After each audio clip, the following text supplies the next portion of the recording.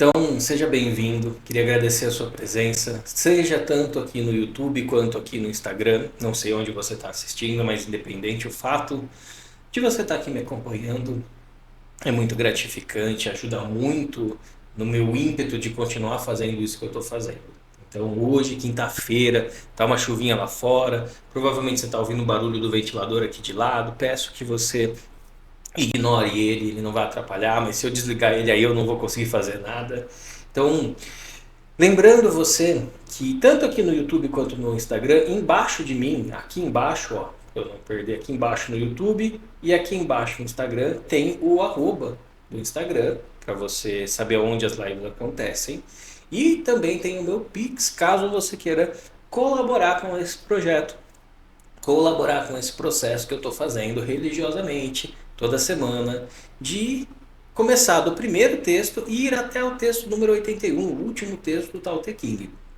Então, se você sentiu o valor no que eu estou fazendo, sentiu que gostaria de colaborar comigo de alguma forma, uma das formas aqui é o meu Pix. Como eu ainda não tenho Apoia-se, eu ainda não tenho Seja Membro, estamos no começo, mas o Pix está aí. Então, se você puder e quiser, eu vou ficar muito agradecido, seja a ajuda que for, tá bom? E, bem, avisos dados, né? Hoje a gente vai entrar no texto número 13 do Tao Te Ching, dando sequência direta nos textos. Nós temos eles salvos até o 12 no YouTube. E agora a gente vai para o 13. Então, se você já está acostumado, já está com o seu copo de água aí com você. Se você não está acostumado, não tem problema, eu te explico. A gente faz um ritual de início, onde nós tomamos um copo de água, enquanto fazemos uma leve meditação de introspecção para preparar o campo para a nossa prática, para a nossa leitura de hoje. Então, deixa eu carregar o meu copo aqui e a gente já vai fazer esse ritual de início. A leitura do texto, ela acontece simultâneo, tá? Se você não tem o livro, não se preocupe, porque eu vou colocar aqui na tela, tanto para quem está ao vivo quanto para quem está no YouTube, o texto. Então vocês vão poder ler comigo mesmo não tendo o livro em mãos. Mas antes da gente ir para lá, eu vou pedir para você pegar o seu copo d'água. Se você não tiver como pegá-lo agora, não tem problema, a gente usa a respiração e tá tudo bem. Se tiver como, pegue. Feche os seus olhos, se concentra na sua respiração, inspirando pelo nariz, expirando pela boca. Vai acalmando a sua mente, acalmando o seu coração. Vai removendo do teu campo de atenção tudo aquilo que é desnecessário para agora à noite. Todos os prazeres, preocupações, os pensamentos do que vai vir depois dessa aula, os pensamentos do que veio antes desse encontro. Vai deixando tudo isso de fora, abrindo um espaço no seu interior para que o conhecimento de hoje entre e se dilua em você. Inspira e expira, ampliando esse espaço dentro de você. Se você tiver um copo de água com você, agora é a hora de tomar o copo de água para consagrar esse espaço, consagrar essa abertura.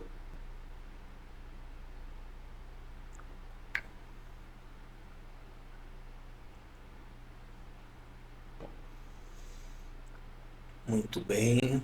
Mudando o ritmo, mudando o foco, deixando agora os olhos abertos. Uma outra percepção de si, uma outra percepção do espaço, do tempo. A gente vai para o número 13 agora. Eu vou colocar ele aqui na tela para nós. E a gente vai ler juntos o texto. E na sequência a gente vai tentar entender qual forma que a gente pode pegar o conhecimento desse texto e aplicar na nossa realidade, rever os nossos conceitos, ok? Então vamos juntos. A misericórdia é tão vergonhosa como um susto. A honra, um grande mal, assim como a personalidade. O que quer dizer a misericórdia tão vergonhosa como um susto? A misericórdia é algo inferior. Uma vez conseguida, fica-se como que assustado. Uma vez perdida, também se fica assustado. Isso é o que quer dizer com a misericórdia é vergonhosa como um susto. O que quer dizer a honra é um grande mal, assim como a personalidade? É porque tenho uma personalidade que sofro de grandes males. Se eu não tivesse nenhuma personalidade, de que mal poderia sofrer? Portanto, a quem honra o mundo em sua pessoa, a esse bem se poderia confiar o mundo. A quem ama o mundo em sua pessoa, a esse poder-se-ia entregar o mundo. Muito bem. Então, se você está no YouTube, agora é a hora daquela pausa. Leia, releia, reflita, veja qual a ideia que esse texto traz para você, veja a sua interpretação. Se você está aqui ao vivo comigo, dá uma relida, tenta pensar um pouquinho. Eu sei que o tempo é mais curto, mas tenta rever. Aproveita enquanto eu estou aqui falando, vai relendo, vai refletindo, tá bom? Pois bem, lembrando que a minha garganta tá me pegando para variar, é só eu abrir a live que ela pega, mas devagarzinho a gente vai relaxando a garganta, relaxando a voz e ficando mais tranquilo. Tá bom? Peço perdão de vocês e agradeço a compreensão. Então vamos lá. A misericórdia é tão vergonhosa como um susto. A honra, um grande mal, assim como a personalidade. Bom, o Lao Tzu ele coloca essas duas frases e ele meio que já dá uma explicação aqui pra gente, né? Ele já fala de o que quer dizer, mas a gente quer entender mais a fundo o Lao Tzu. Então, vamos tentar extrair as percepções, entendendo o significado dessas palavras para que a gente possa ampliar nosso glossário, nosso vocabulário, enfim, ampliar nossa percepção disso. Primeiro, ele fala sobre a misericórdia e a honra. E ele fala que a misericórdia é uma vergonha e que a honra é um grande mal, assim como a personalidade. Então vamos começar entendendo a misericórdia, que afinal de contas é o primeiro que ele traz para a gente. Então quando a gente pensa em misericórdia, a gente pensa assim naquele ato de se preocupar com o outro, de tentar ver o outro, entender os parâmetros do outro e de alguma forma ajudar, enfim, intervir, né? Sermos misericordiosos com o outro. Mas ele fala que essa misericórdia é uma vergonha, como se fosse um susto. Então, a misericórdia, o que é a misericórdia? A misericórdia é a nossa capacidade de sentir a miséria ou a desgraça dos demais. Isso é a misericórdia. Ah, mas ela é vergonhosa, Marcelo? O Lauto está falando que ela é uma vergonha. Vamos tentar ampliar essa percepção da vergonha. Então, ser misericordioso te permite caminhar em direção ao próximo. Vamos lá. Então, a misericórdia é o ato de eu entender o que está acontecendo com o outro, algo de ruim que está acontecendo com o outro. Né? A capacidade de eu sentir, eu sinto o que está acontecendo com o outro. E ser misericordioso é eu caminhar em direção ao outro. Então eu me aproximo, eu chego junto, eu participo da vida do outro quando eu sou misericordioso. Agora, se o Lao Tzu está falando que a misericórdia é vergonhosa, então com certeza ele está falando de um conceito desvirtuado da misericórdia. Porque lembra que eu já expliquei em alguns outros textos, se você é novo por aqui, a nota é essa. Quando o Lao Tzu usa alguma palavra com a inicial maiúscula sem ser no início do aforismo, aquela palavra tem um simbolismo da melhor versão dela. Quando não tem a inicial maiúscula, ele está falando sobre uma versão mais distorcida, que é o caso aqui da misericórdia. Então, qual que é a desvirtualização da misericórdia? É quando nós provocamos no outro a misericórdia com alguma intenção.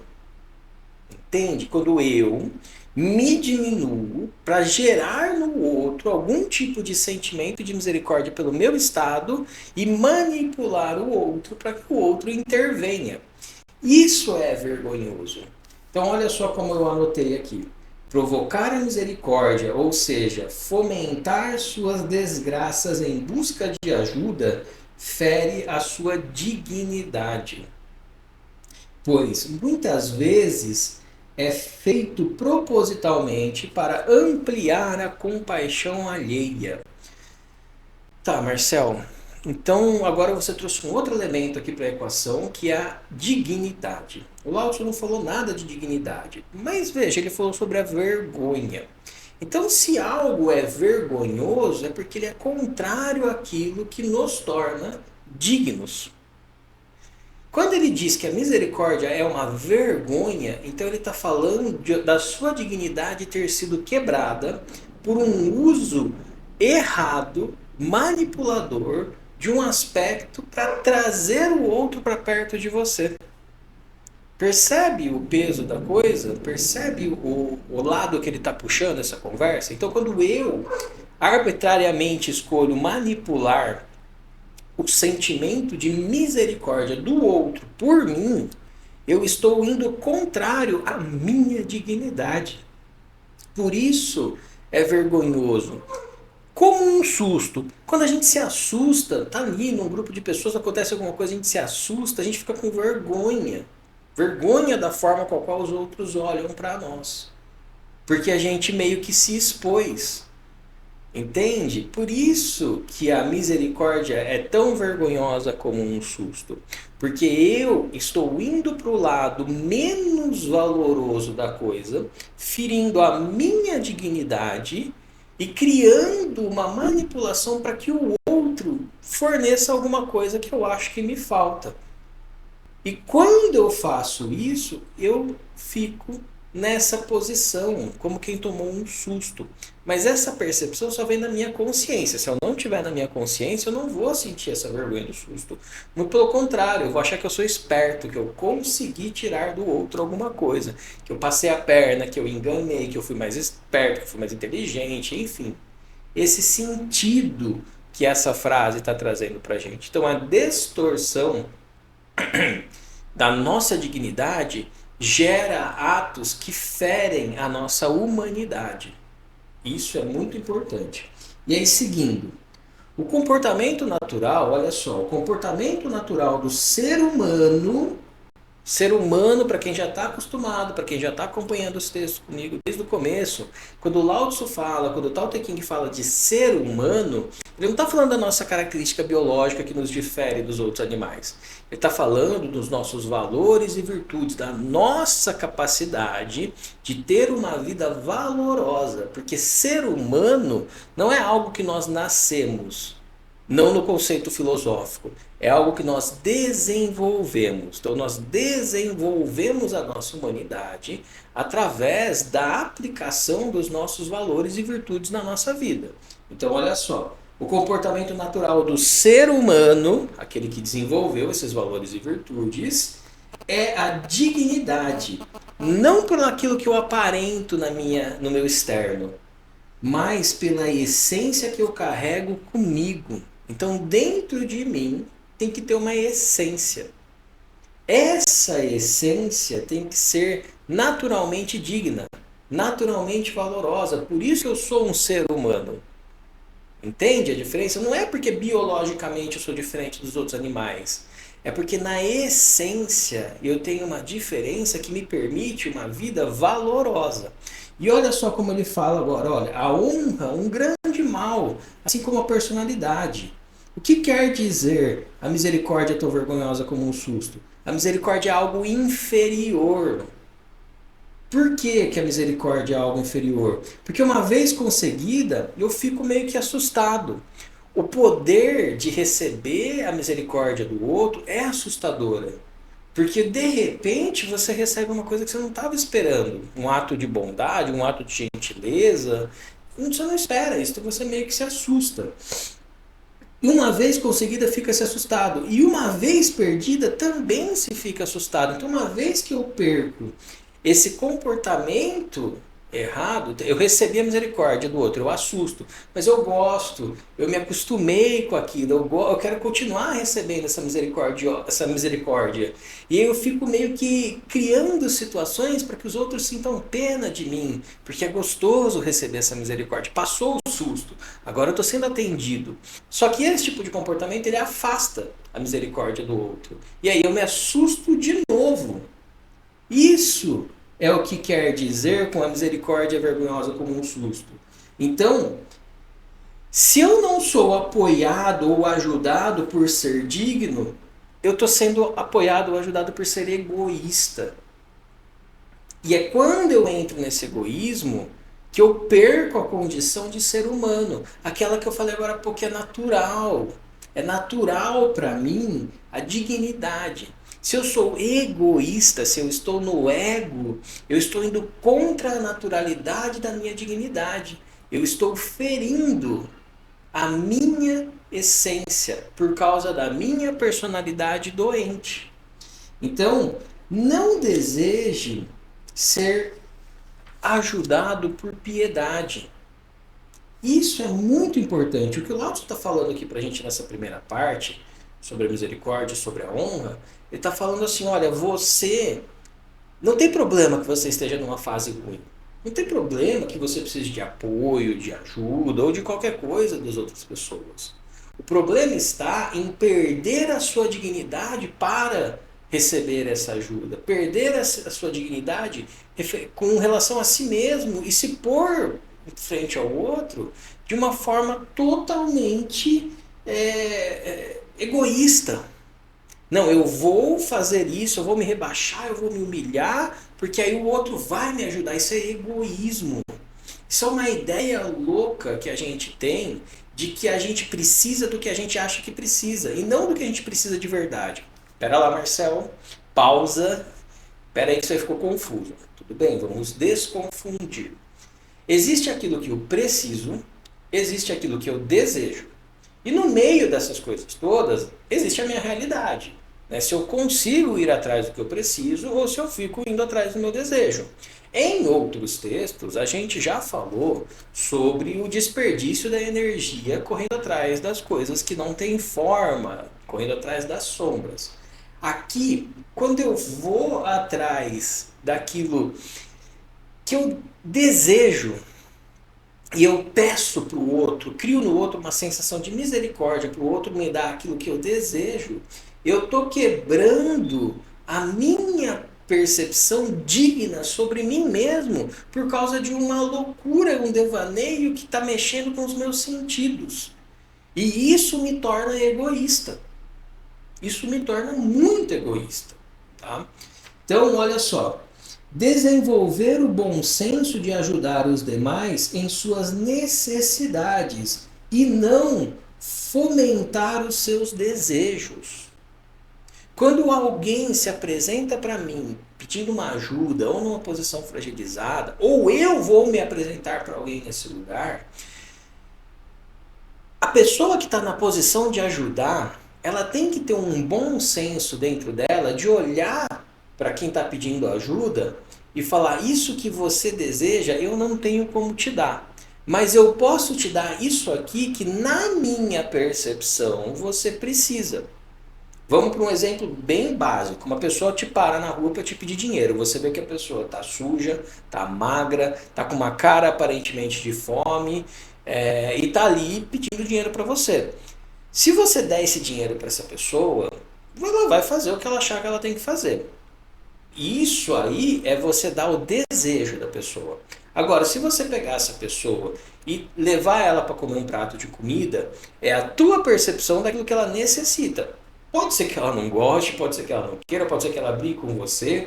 Isso abre margem para coisas mais profundas que eu vou chegar nelas. Mas para esse momento, esse é o exemplo. Eu vou dar para o outro o dinheiro e acreditar ou confiar, enfim, que ele vai usar isso para comer alguma coisa, sendo que ele com certeza está com fome. Ou eu vou dar para essa pessoa uma coisa que ela necessita, independente de como ela vai se sentir comigo. Porque eu, na posição de misericórdia com o outro, eu tenho que ter um ato que amplia a dignidade dessa pessoa, por mais que esta pessoa não tenha sido digna ao me pedir. Eu não sei se isso ficou claro, mas olha só o que a gente está falando aqui. Vamos dar uma enxugada na coisa. Na posição, não eu, Marcel, né? Nós aqui, indivíduos, na posição de ser solicitado a nossa ajuda e nós sentirmos misericórdia por isso, Não nos deixarmos levar por aquilo que vai ferir a dignidade daquele que pede ajuda. E assim, vão ter situações que a gente não vai ter o que fazer, a gente vai infelizmente contribuir com o desgaste da dignidade daquele ser humano. Porque nós nem sempre teremos a condição, a capacidade ou o tempo de chegar para aquela pessoa com aquilo que a gente enxerga que ela precisa. Às vezes a gente vai só dar o dinheiro e pronto. Mas, por exemplo, se eu vejo, vou aproveitar que o tio Lu tá aqui, se eu vejo um gatinho na rua e ele não deixa eu pegar ele, bom, ele não deixa eu pegar ele, eu vou virar as costas e vou embora? Não, eu vou pegar um pouco de comida, um pouco de água, vou pôr onde eu sei que ele vai, e aí se ele fizer amizade comigo, eu vejo o que eu faço. Se eu não fizer, pelo menos eu levei comida para ele. Entende o ponto de eu me realmente sentir misericórdia pelo outro, mas com bom senso? E aí agora vamos evoluir esse exemplo. Vamos evoluir a coisa. Né? Ainda, lembrando que eu estou aqui no texto, mas eu estou trazendo exemplos para a nossa vida prática, para que a nossa filosofia em cima dessa leitura seja praticável. Tá? Então olha só. Podendo dar um emprego, você prefere dar esmolas? Podendo apoiar, você prefere dar lição de vida? Por que escolhemos agir desse modo? Nem todo mundo tem uma empresa, enfim, tem condição de dar um emprego. Mas quando a gente fala de dignidade, de desenvolver a dignidade dos outros como uma atitude digna de nós, o que é mais digno do que você prover para alguém o auxílio para levar esta pessoa para uma condição digna? O que é digno, minimamente digno? Minimamente digno é você ter ali uma refeição, ter uma condição de tomar um banho, ter algum tipo de teto sobre a sua cabeça. Uma pessoa chega para você e pede um auxílio, a pessoa está numa situação muito, muito difícil, muito complicada. E você é alguém que emprega pessoas, você é um mestre de obras, você tem uma empresa, sei lá. E aí você olha para aquela pessoa e você pensa, vou dar um dinheiro e vou embora, tá tudo bem. Ou, vou comprar um prato de comida e vou embora. Mas você tinha condição de dar um emprego para essa pessoa. Você tinha uma condição, ou tem uma condição, de elevar a dignidade da vida dessa pessoa. E ainda assim você opta por somente dar aquilo que a pessoa deseja. Ou ficar ali na parte mais baixa da situação, que é, vou levar para comer um prato de comida. E de novo, não é sobre o que o outro quer. Porque às vezes, Marcelo, mas isso aí não bate com a realidade. Porque você nunca ajudou ninguém na rua para falar um negócio desse. Porque aí você chega para ajudar a pessoa fica brava com você quando você tenta tirar a pessoa dessa situação. Eu sei bem, eu já fiz muita coisa na rua. Não é de hoje que eu tenho esse tipo de reflexão. O ponto é, não é o que o outro deseja que o Lao Tzu está falando aqui pra gente. É o que o outro necessita. E eu, na posição de quem sente misericórdia pelo outro, eu tenho o dever de dar para o outro, dentro do meu alcance, dentro da minha possibilidade, aquilo que eleva a dignidade do outro. E não aquilo que acalma o meu coração. Não aquilo que eu vou tirar uma fotinha e postar na rede social. E aí, a próxima pergunta que eu faço, podendo apoiar o seu amigo, podendo apoiar o seu parente, apoiar um desconhecido, você prefere dar lição de moral. Mas eu te avisei que ia dar ruim essa tua escolha. Eu falei pra você que não é por aí. Agora eu não tenho mais o que fazer por você, porque você tomou a sua escolha. Se vira agora. Porque se você tivesse me ouvido, não estaria nessa situação. Cadê a dignidade nisso? Aí tem o ego. Tem o meu ego. Olha só, agora eu dei a dica, não seguiu? Agora eu vou montar em cima e eu vou dar uma lição de vida nessa pessoa que vai fazer a pessoa crescer. Será que vai mesmo? Ou só vai deixar a pessoa com raiva de você? Fala, caramba, além de tudo vem jogar na minha cara. Gente, dá um apoio pro outro. Às vezes não é falar nada, às vezes é dar um abraço. Às vezes é falar, me sinto muito. Às vezes é só você ficar quieto do lado da pessoa, do teu amigo, do teu parente, do teu companheiro, da tua companheira, do teu marido, da tua mulher. Jogar na cara do outro não tem nada de misericordioso. Mas eu quis ajudar e não quis me ouvir, não quis fazer do meu jeito. Mas quem disse que o teu jeito é melhor para aquela pessoa? Você desenvolveu algum tipo de bom senso, algum tipo de inteligência emocional para saber o que é o melhor para o outro? Ou você, por ter resolvido a sua vida ou as suas coisas, ou aquele aspecto específico, você acha que aquele é o único e o melhor caminho e todo mundo tem que fazer igual? Por que a gente escolhe agir desse jeito? Porque nós não somos misericordiosos, nós somos egoístas. Às vezes, num nível de egoísmo não tão crítico, não aquele egoísmo criticado, visto aí comumente de isso é meu, ninguém mexe, eu sou dono da bola, ninguém joga. Não. É aquele egoísmo pequenininho, que está mascarado, que está obscuro, que não está evidente, que eu nem percebo direito, que é o meu ego. Só que tem uma outra palavra que cabe bem e que a gente vai entrar bastante nessa palavra. É a personalidade. Tá? Então, por que a gente vai entrar? Porque o Lautso vai seguir aqui, né? Mas calma. Ainda nessa ideia da misericórdia, tá? Ainda nessa percepção, bondade. O que é bondade? Porque, né, se eu estou sentindo misericórdia, eu quero fazer algo de bom para o outro. Então vamos tentar entender o que é a bondade de verdade? Bondade, olha só que definição legal. É prover o que a pessoa precisa para crescer como ser humano e não alimentar a miséria dela. Então, se você está fazendo algo para o outro, ou para os outros, para um grupo, ou para um indivíduo, você está fazendo, enfim, e você sente que você faz isso por bondade, se pergunte: este meu ato está contribuindo para o desenvolvimento da humanidade dessas pessoas? Ou só está alimentando as aparências, os egos, as falhas, a miséria do outro? Porque, gente, bondade demanda inteligência e justiça. Como assim, Marcelo? Inteligência e justiça? Sabe por quê? Porque só com inteligência e justiça nas minhas ações eu sou capaz de auxiliar o crescimento do outro. Eu tenho que ser justo, eu não tenho que ser compensador. Eu tenho que ser inteligente para achar a melhor ação naquele lugar, para aquela pessoa, naquela circunstância. Porque veja, por exemplo, eu vou pegar o meu exemplo. Eu estou com minha mulher há 9 anos, a gente vai para 10 anos. Porque eu tô com ela esse tempo todo, eu já sei como agir em cada circunstância, em cada lugar? Não, não sei. Por quê? Porque cada circunstância, cada lugar é diferente. Por mais que ela seja a mesma pessoa e eu sou a mesma pessoa, ainda assim nós somos diferentes.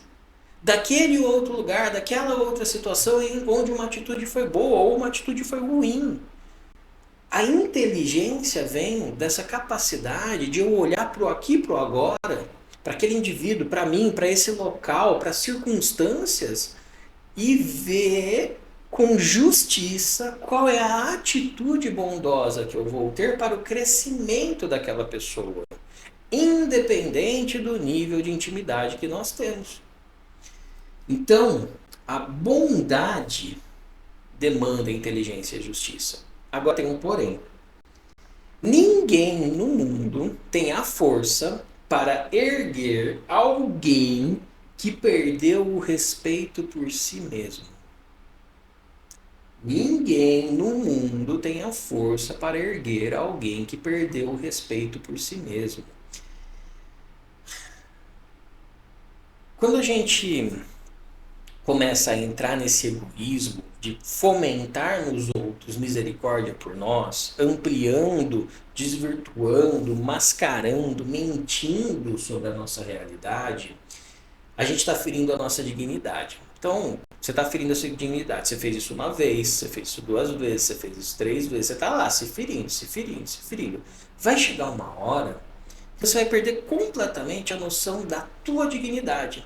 Você vai perder a percepção do teu valor enquanto indivíduo, o teu valor enquanto ser humano.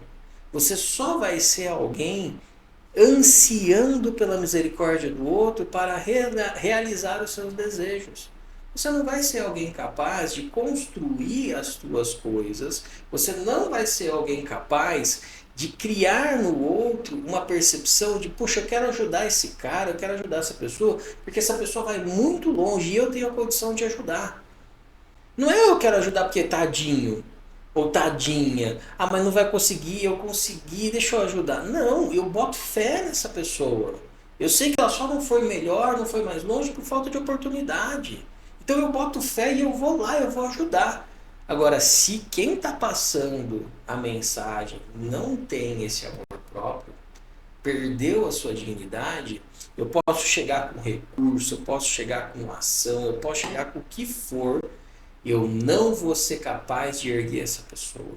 E é bom a gente saber disso, é muito bom a gente saber disso, porque às vezes, quando nós sentimos misericórdia por alguém, aquilo que a gente vê que o outro necessita não é nenhum tipo de auxílio no campo físico.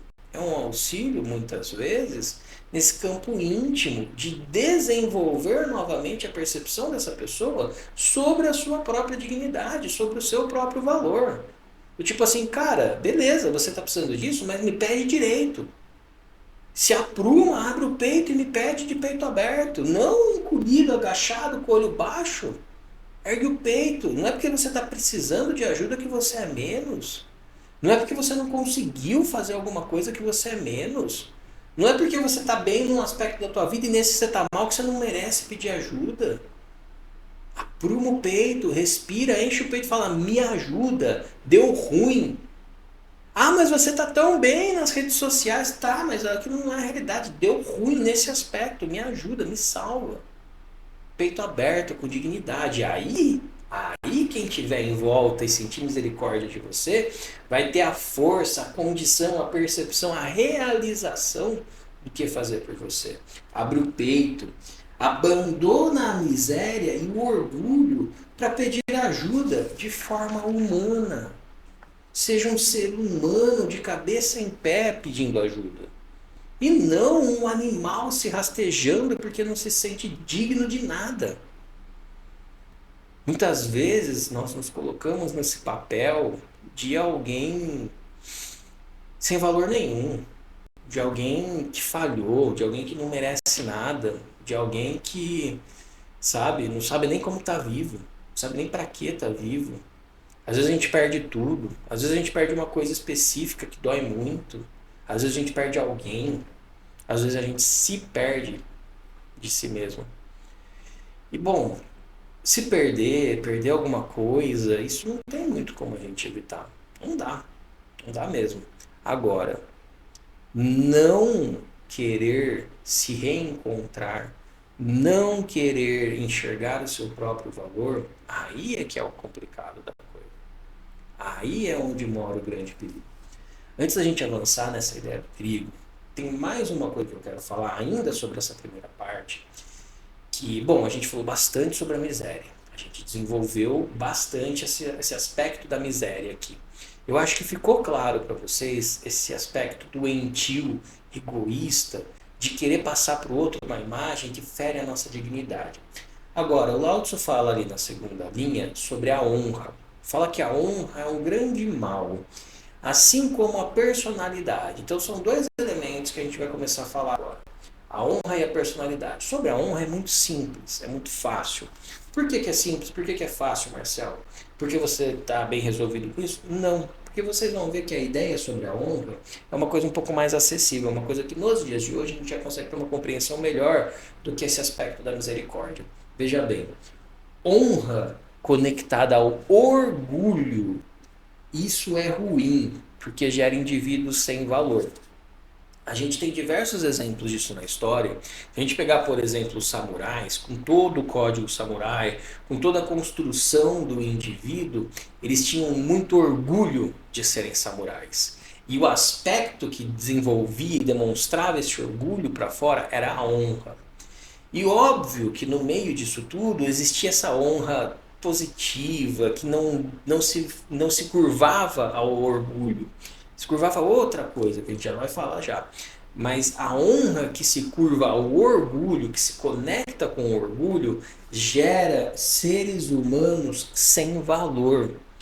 Porque eu me orgulho de algo e por isso eu sou honrado.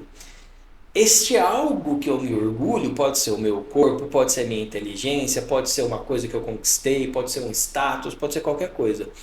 Tudo isso que gera esse orgulho pode e será tirado de nós. Seja por outro indivíduo, seja pela vida ou seja pela morte. Então, se eu não tenho honra pelas coisas das quais eu sinto esse orgulho, eu vou perder o valor em mim. E o valor vai ser colocado nesse outro aspecto. Que, né, a gente já vai chegar na personalidade. Agora vamos ver o lado positivo. O que é a honra positiva? É a honra que está conectada com a minha dignidade.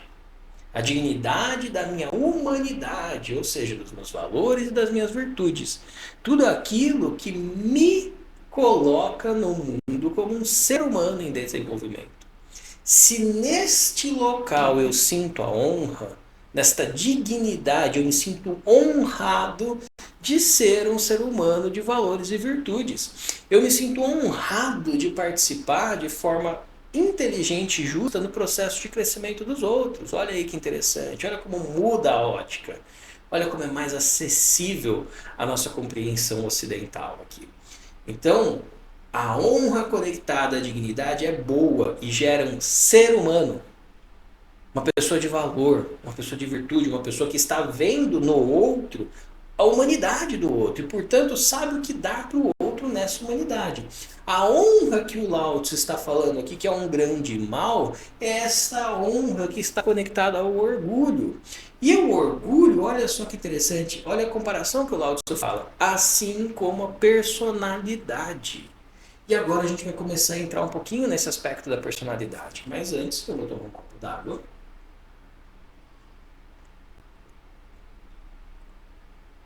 E eu queria lembrar você que se você está gostando do que você está vendo aqui e ainda não sabia desse projeto, todas as lives ficam salvas lá no YouTube, no canal Taute Live, o link tá na bio aqui do Instagram. Se você também quiser de alguma forma contribuir, tem um Pix aqui embaixo, fique à vontade. Dando continuidade. Personalidade. A personalidade é um grande mal, assim como a honra? Pois é. Mas Marcel, vamos tentar entender, me explica um pouco melhor o que é a personalidade. A personalidade é aquela roupa que eu visto, que ela é confeccionada a partir dos meus gostos e desgostos, das minhas qualidades e das minhas falhas, dos meus erros e dos meus acertos. É aquela coisa que eu acho que eu sou. E eu acho que eu sou com uma certa razão, porque é através da minha personalidade que eu me manifesto no mundo. É através da minha personalidade que eu vou e volto, que eu subo, que eu desço, que eu cresço, que eu diminuo. É através da minha personalidade que os outros interagem comigo, sentem alguma afinidade comigo. Mas é só através da personalidade que essas coisas funcionam?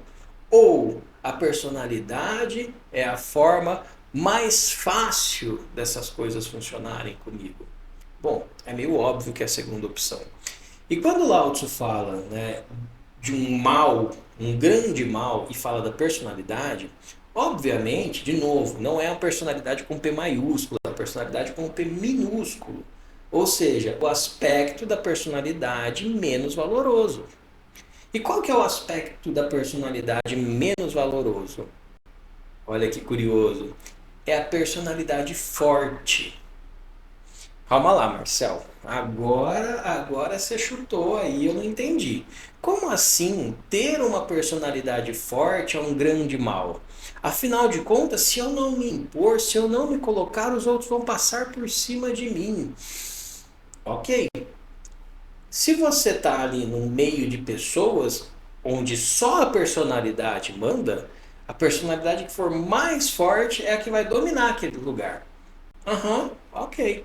Agora eu te pergunto, qual é o ganho de ser a personalidade mais forte no meio das outras personalidades fortes? O que de valor tem isso?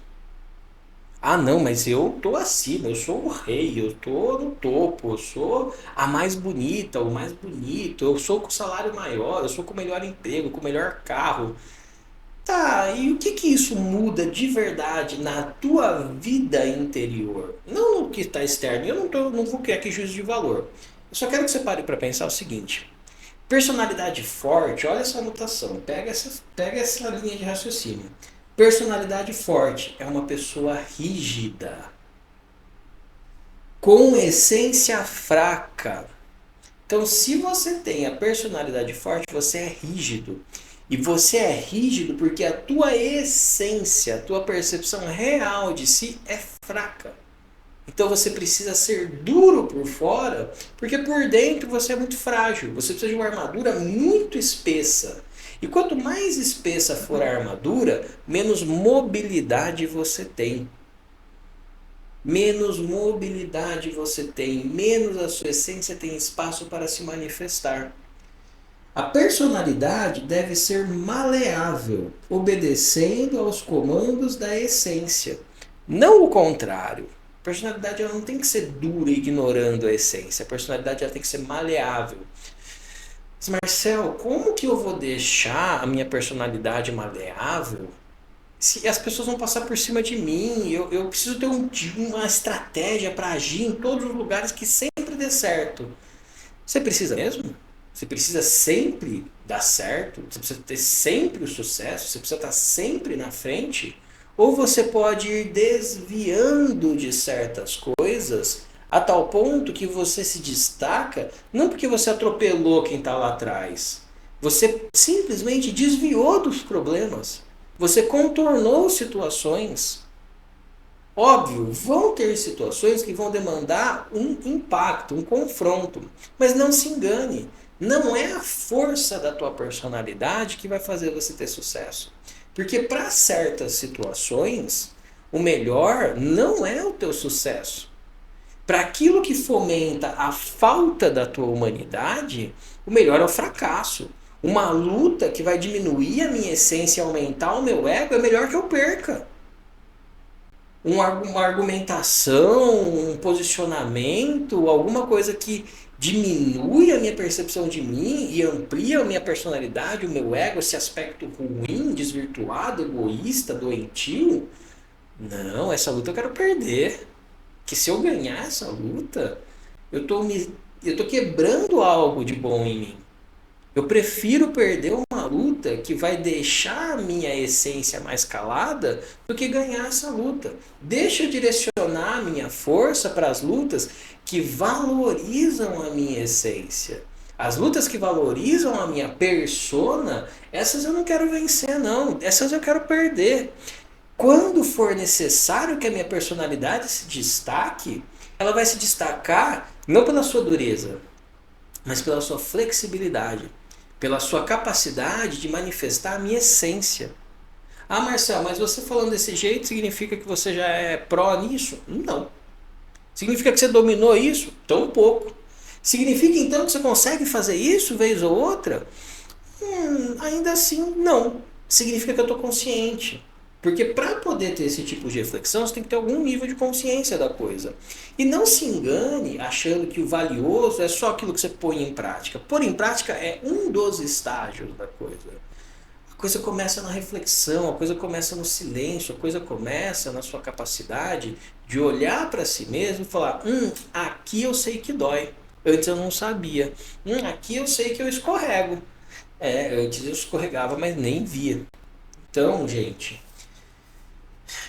pessoas fracas são dominadas pelas suas personalidades. Então, quando o Lao Tzu fala do grande mal e fala da personalidade, ele está falando dessas pessoas, de nós, que ocultamos a nossa essência em detrimento de elevar a nossa aparência. E a gente acha que e a gente se orgulha disso. Porque a gente acha que o que é valoroso, o que é bom, é o que eu aparento, é a força com a qual eu esmago os meus adversários. É a astúcia que eu tenho para lidar com os adventos, as adversidades da minha rotina. Não é com a minha condição de desenvolver a humanidade no outro e em mim. Não, é como eu atropelo os outros. Por isso que é um grande mal. Por isso que é tão complicado a gente levar a misericórdia pela misericórdia. É tão complicado a gente levar esse estado que fere a nossa dignidade só para que alguém ou alguma situação resolva um desejo nosso. Isso não tem nada de humano disso. Não tem nada de humano nisso. E aí, olha que interessante, né? Quando ele está falando aqui embaixo, ó, é porque tem uma personalidade que sofro de grandes males. Se eu não tivesse nenhuma personalidade, de que mal eu poderia sofrer? Ter uma personalidade, quando lá fala, porque eu tenho uma personalidade, isso significa pessoas que são dominadas por suas personalidades. Ter uma personalidade, que o Lao Tzu está falando aqui, é ser dominado pela sua personalidade. É não ter uma essência que tem condição de se manifestar. Percebe que aquilo que você é, de forma alguma, está limitado à tua personalidade? A tua personalidade é uma das formas de manifestar-se no mundo. E ela tem que ser totalmente maleável, porque você muda. Aquilo que você gostava, achava interessante, valioso há 10 anos atrás, talvez hoje você nem se importe mais. E assim vai ser daqui 10 anos. Agora, se isso que para você é valioso, que você se importa, tem a ver com a tua essência, podem passar 100 anos e ainda vai ser importante para você. Ainda vai ser importante. Por quê? Porque você não é dominado pela sua personalidade.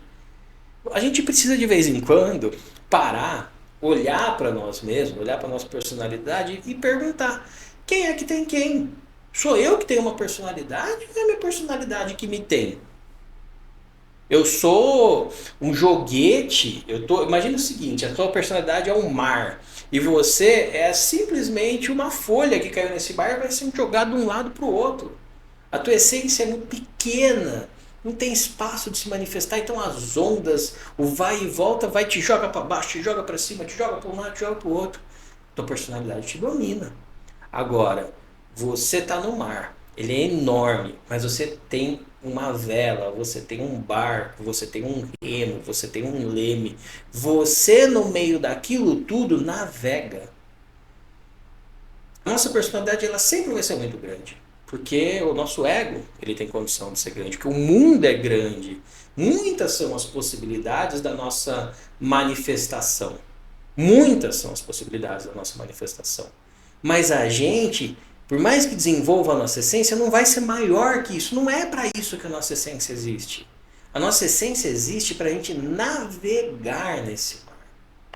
Eu vou usar aquilo que eu tenho dentro de mim para entender o vento, para entender o vai e vem, para entender a maré, para entender a onda, para ver a hora de recolher a vela, para ver a hora de abrir a vela.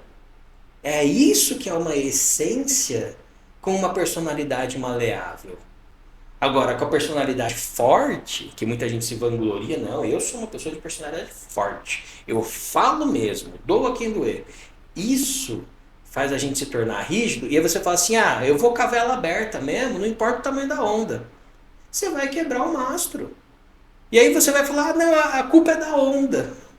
Gente, na vida vão ter diversos movimentos que vão quebrar aspectos da nossa personalidade e a gente vai culpar esses aspectos. A gente não vai olhar para si mesmo e falar, mas a minha essência faltou, eu não estava ali. Porque não se engana, tá? Mais cedo ou mais tarde vão ter situações na nossa vida que vão nos quebrar, vão acabar com a nossa personalidade. Que a gente vai falar, meu, eu acho que eu prefiro morrer do que continuar nessa situação. Só que se você estiver conectado com a tua essência, se você puder moldar a sua personalidade para aquela situação, e eu não estou falando de resiliência, eu não estou falando de resistência, eu estou falando de consciência. Eu gosto muito de ir para praia. Só que tô numa seca de praia, tô há 10 anos sem ir para praia. E apareceu uma cachoeira. Eu vou reclamando para a cachoeira. Não, eu vou feliz para a cachoeira, porque eu sou maleável. Eu posso desejar o mar, mas quem veio para mim foi o rio. Eu vou no rio e eu vou ficar feliz no rio, eu vou curtir a energia do rio. Eu não vou ser rígido, eu não vou ser duro. Isso não é força, pelo amor de Deus, isso não é força, isso é fraqueza. Não ser capaz de mudar a tua percepção da tua personalidade por causa das mudanças à tua volta é fraqueza. Ah, não, mas eu sou, ó, eu pego e eu vou na direção eternamente, não importa o que aconteça. Tá bom, mas você vai ter que ser um destruidor de geleira e ainda assim você vai precisar de manutenção. E ainda assim não é garantido que você dê conta, porque nós não fomos feitos para sair atropelando tudo. Não fomos.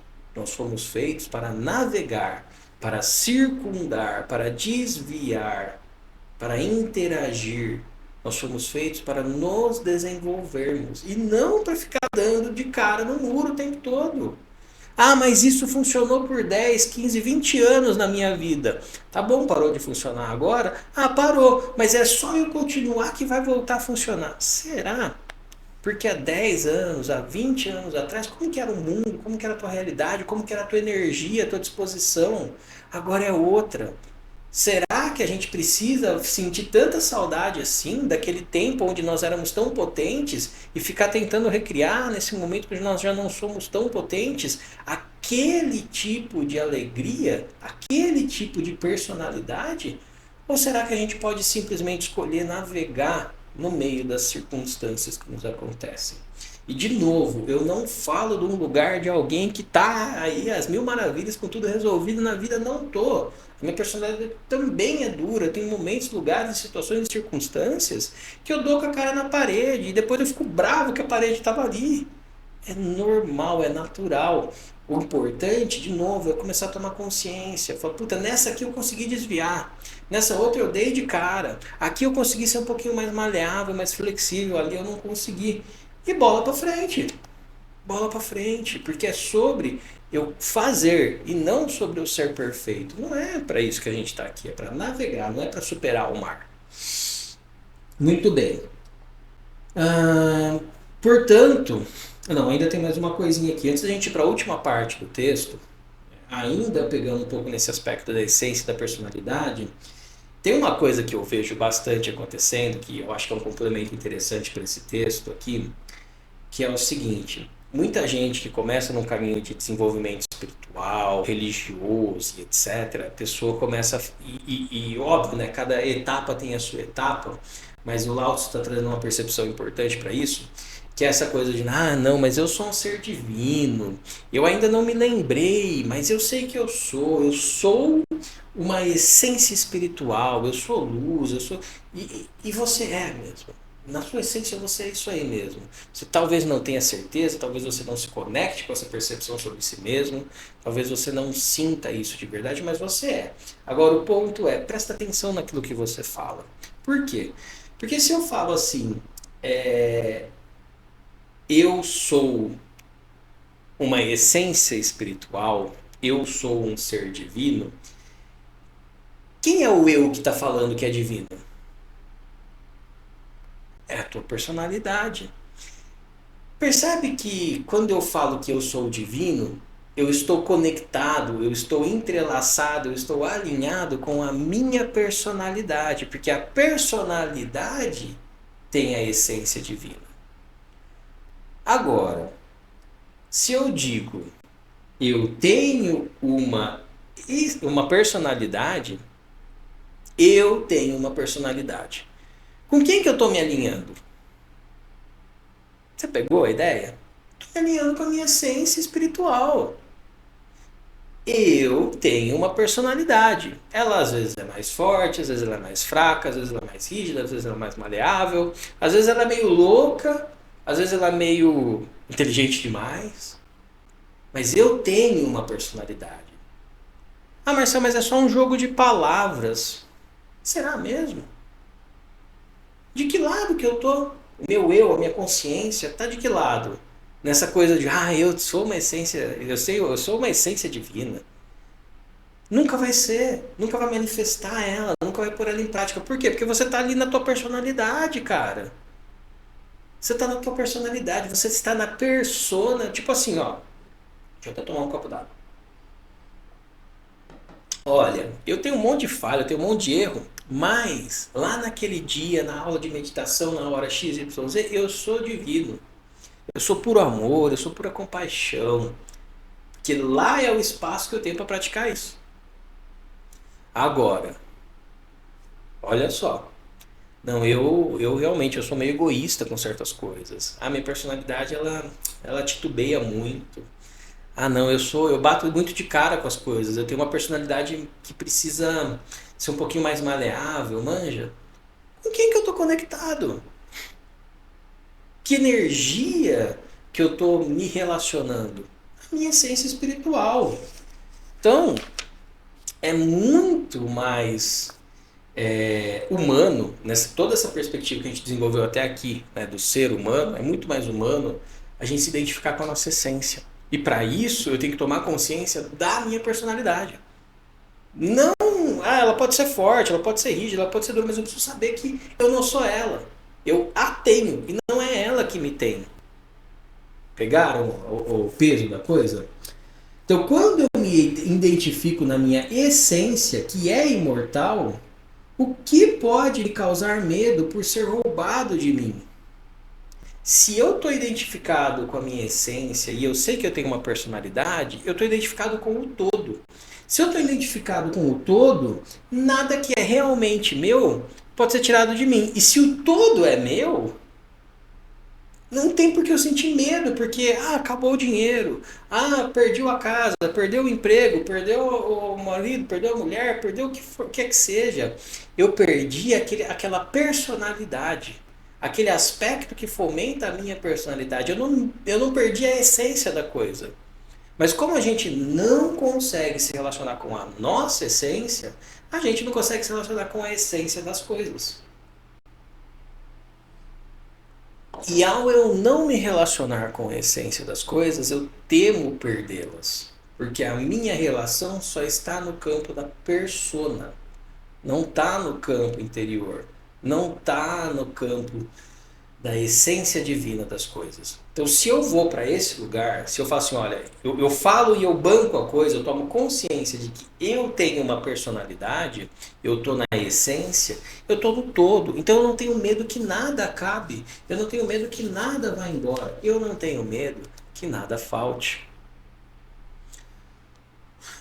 Bom, eu fui bastante incisivo nesses trechos todos. Eu vi que teve até alguns comentários e no fim eu vou lê-los. Mas vamos para a última parte. Vamos para a última parte para a gente já ir direcionando para finalizar, porque a gente já passou bastante. Então, portanto, a quem honra o mundo em sua pessoa, a esse bem se poderia confiar o mundo. A quem ama o mundo em sua pessoa, a esse poder se ia entregar o mundo. Quem honra o mundo na sua pessoa, no seu individual, no seu dia a dia, no seu cotidiano. Quando, quando a gente se identifica com a parte, a gente vai sofrer os males da parte. E somos parte apenas quando nos identificamos nessa parte. Agora, se eu honro o mundo inteiro na minha pessoa, eu não vou depender daquelas coisas que agradam a minha personalidade. Eu não vou depender da ação porque o outro está vendo para ser feita. Eu vou fazer porque eu faria de qualquer jeito. Imperativo categórico de Immanuel Kant, eu faço a coisa pela coisa e não pelo mérito da coisa.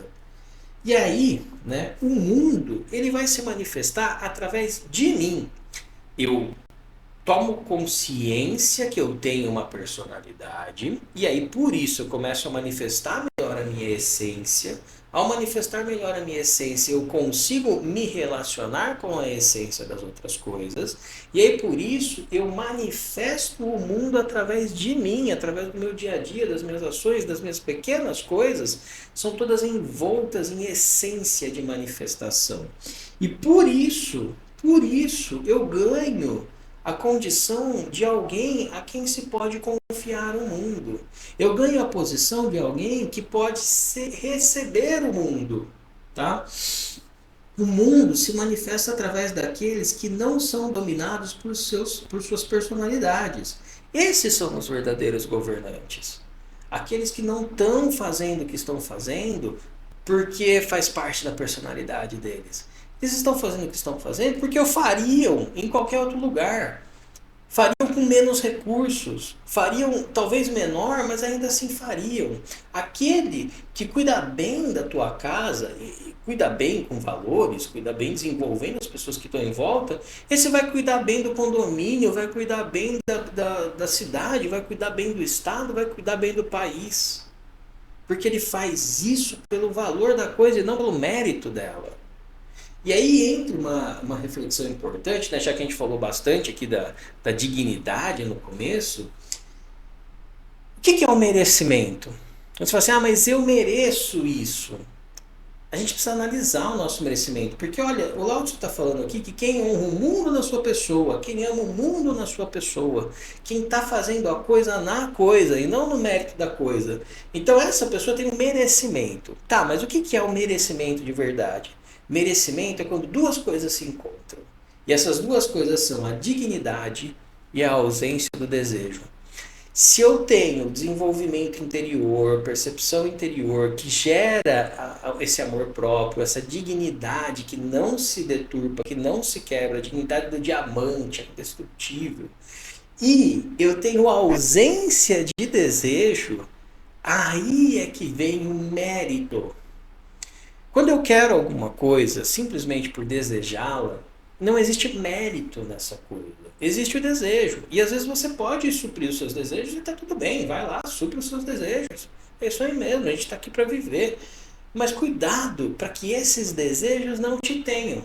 Cuidado para que você não seja consumido pelos seus desejos. E também cuidado para não entender errado, porque quando eu digo ausência do desejo, não significa uma planta que não quer nada. Significa alguém que não é levado pelos seus desejos, mas que realiza os seus desejos. E talvez isso seja um pouco difícil de entender no primeiro momento, mas olha, para e pensa. Uma coisa é eu desejar algo, independente do valor desse algo. Outra coisa é eu não ficar bem enquanto eu não tiver esse algo. Uma coisa é eu desejar algo e ao conquistá-la, por algum motivo eu sou obrigado a abrir mão dessa coisa. E aí por abrir mão eu corto o meu pescoço, eu corto os meus pulsos, porque eu realizei meu desejo, agora eu perdi. A ausência de desejo é eu não ser dominado por essa loucura, por esse furacão de emoções em cima das coisas que eu desejo. Então se eu sou alguém digno, que não é dominado pelos meus desejos, aí existe o mérito, aí é que realmente eu mereço a coisa. E neste local de mérito, para esta pessoa, pode-se confiar o mundo. E, de novo, quando Lao Tzu fala do mundo, do governante, etc., ele também está falando do nosso individual. Então, se eu tenho uma relação com alguém que é mérito dessa pessoa, essa pessoa tem dignidade, ela tem uma boa relação com seus desejos, a esta pessoa eu posso participá-la do meu mundo. Pegou o feeling da coisa?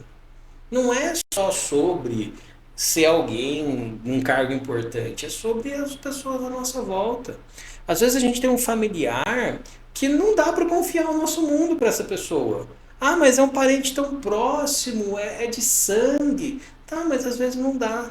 E às vezes é uma pessoa totalmente desconhecida que você tem uma percepção tão transparente dessa pessoa, você vê tanta dignidade nessa pessoa, que você confia o teu mundo para essa pessoa. É assim quando a gente encontra um sábio, um guru, alguém que tem ali um aspecto que comunga com o divino e a gente enxerga isso livre de qualquer ambição, de qualquer, enfim, ganância.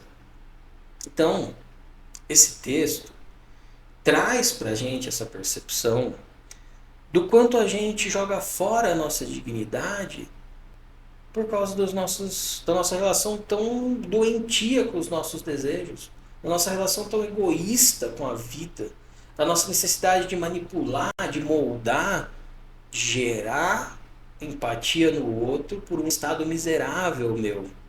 Não jogue fora a sua dignidade por nada. Porque a melhor, e não é a honra, não é aquela honra que ele está falando lá em cima do grande mal.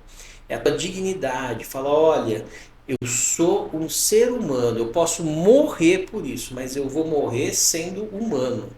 Ah, eu tô aqui gastando todo o meu dinheiro por uma causa que eu vejo valor. Meu, eu posso gastar todo o meu dinheiro por essa causa. Eu não vou deixá-la de lado, porque essa causa é digna. Eu vou fazer isso. Eu vou seguir esse caminho. Porque é a minha dignidade que está em jogo, não é a minha honra, não é o meu ego, não é a minha personalidade, é a minha dignidade, é a minha essência manifesta, colocando em prática quem eu realmente sou. Então o aforismo número 13 do Tao Te Ching é essa grande chacoalhada na nossa percepção do como a gente ajuda o outro. O que é que a gente quer ajudando o outro? Nós realmente estamos ajudando o outro? A nossa misericórdia, ela é valorosa, ela leva o outro ao crescimento dele? Ah não, mas o processo do outro que se dane, não importa quem é o outro, eu preciso cuidar do meu. Sim, você precisa cuidar do seu, você precisa ser digna do seu próprio processo. E é essa dignidade no teu processo que ajuda o outro. Às vezes você vai ter que pegar na mão, outras vezes você vai ter que andar do lado falando, olha, eu estou fazendo e eu estou do teu lado, vem do meu lado que você vai fazer também. Não sou eu que vou fazer por você, mas vem do meu lado que você vai fazer também. Bom, recuperando o ar, recuperando o fôlego, né, eu vou, como de praxe, reler o texto do começo ao fim. E agora, com todas essas cartas postas na mesa, você vendo aí as que fazem sentido, as que não fazem sentido para você, as que fazem sentido você pega, as que não fazem você deixa na mesa, faça a sua reflexão, faça a sua análise, a sua reanálise em cima desse texto. Então vamos lá, aforismo número 13, está aí na tela para você. A misericórdia é tão vergonhosa como um susto. A honra, um grande mal, assim como a personalidade. O que quer dizer a misericórdia é tão vergonhosa como um susto? A misericórdia é algo inferior. Uma vez conseguida, fica-se como que assustado. Uma vez perdida, também se fica assustado. Isso é o que se quer dizer com a misericórdia é vergonhosa como um susto. O que quer dizer a honra é um grande mal, assim como a personalidade? É porque tem uma personalidade que eu sofro grandes males. Se eu não tivesse nenhuma personalidade, de que mal poderia sofrer? Portanto, a quem honra o mundo em sua pessoa, a esse bem se poderia confiar o mundo. A quem ama o mundo em sua pessoa, a esse poder-se-ia entregar o mundo. Fez mais sentido agora? Ficou um pouquinho diferente a percepção? Depois de tudo que a gente falou, depois de toda essa construção sobre misericórdia, honra, personalidade, ego, a condição de se manifestar na vida do outro? Bom, eu espero que sim. Eu espero que sim. Então, te lembro que esse vídeo vai ficar gravado no YouTube. Se você quiser rever alguma parte, você que está aqui ao vivo, quiser rever alguma parte, ele vai estar lá no meu canal do YouTube. Provavelmente amanhã no fim do dia ou no sábado de manhã. Vamos ver como que o tempo vai permitir aqui. E, bem, deixa eu tirar aqui o texto da tela agora, só para a gente já ir para o encerramento.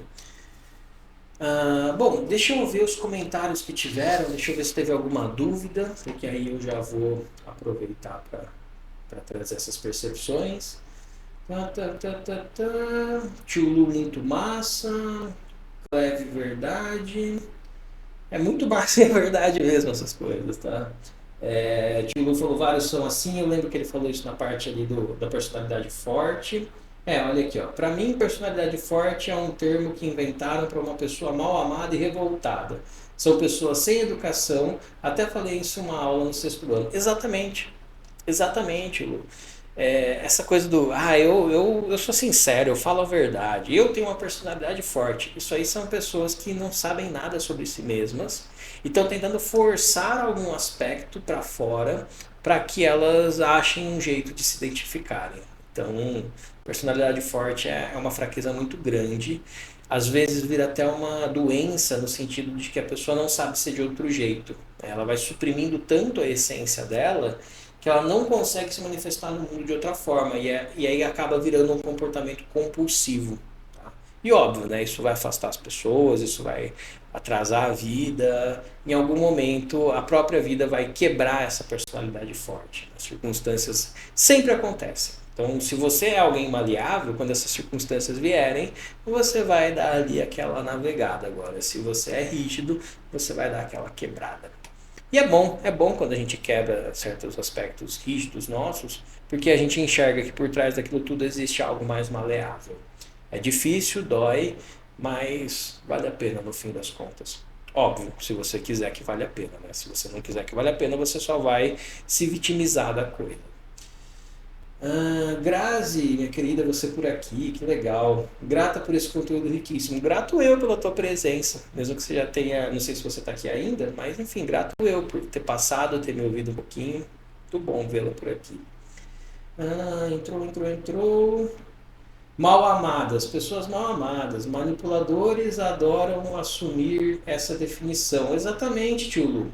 Eles tendem a comprometer os grupos onde esses indivíduos estão, com certeza. Pessoas que não conhecem o amor, cara, essas pessoas elas são capazes dos atos assim mais difíceis, porque se você não tem amor, qualquer coisa pode ser feita, manja. Então, sim, se tornam manipuladores porque é o único jeito delas sentirem que tem alguma ação, alguma participação na vida, elas não são mero coadjuvantes. Só que o problema da manipulação, cara, é que a gente pode até conseguir certas coisas através da manipulação, mas elas não duram e aquele mecanismo de manipulação que a gente usou não vai funcionar duas vezes. Então a gente acaba ficando em algum momento sem recursos. Então manipuladores tendem a em algum momento ficarem sem recursos e enfim.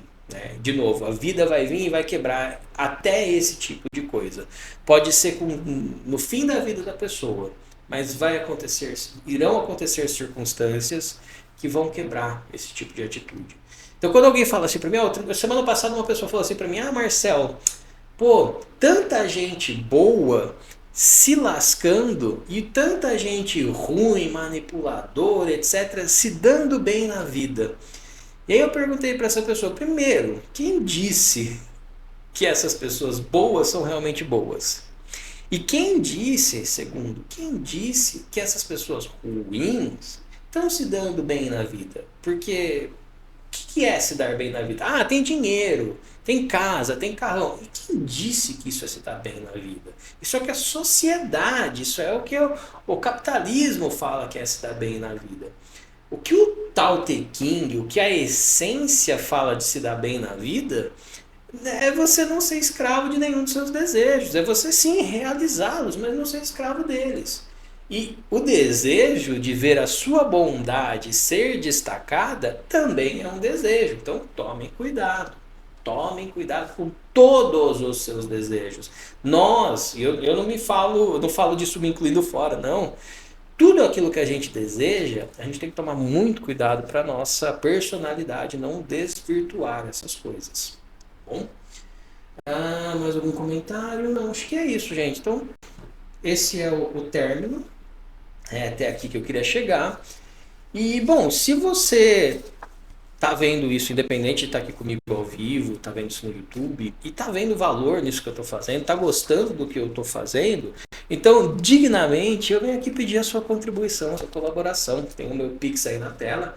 Infelizmente, eu ainda não tenho outros métodos, né? Eu não tenho seja membro aqui no YouTube, eu não tenho nada disso ainda, porque o canal é muito pequeno, é um assunto muito específico.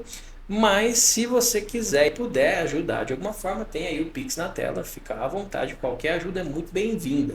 Opa, chegou mais um comentário. Mecanismos de autoavaliação, um sorriso na rede social escondendo pessoas cheias de amarguras e problemas. Sim, sim, cara, se a gente for entrar no assunto das redes sociais, aí a gente vai embora aqui até amanhã.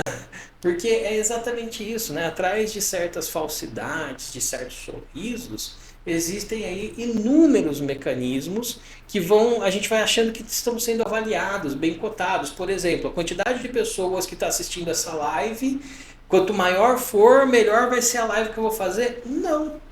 Ah, mas se tiver pouca gente, eu vou fazer de qualquer jeito? Não, porque eu não estou fazendo isso pelo mecanismo de avaliação. Eu estou fazendo isso porque para mim faz sentido. Né? E é justamente por fazer sentido para mim que eu fico tão feliz de fazer, e por ficar tão feliz de fazer, eu me sinto tão digno para pedir a tua ajuda, o teu apoio, caso você sinta de fazê-lo. Beleza, meus queridos? Eu acabei falando bastante hoje, mais do que normalmente eu falo.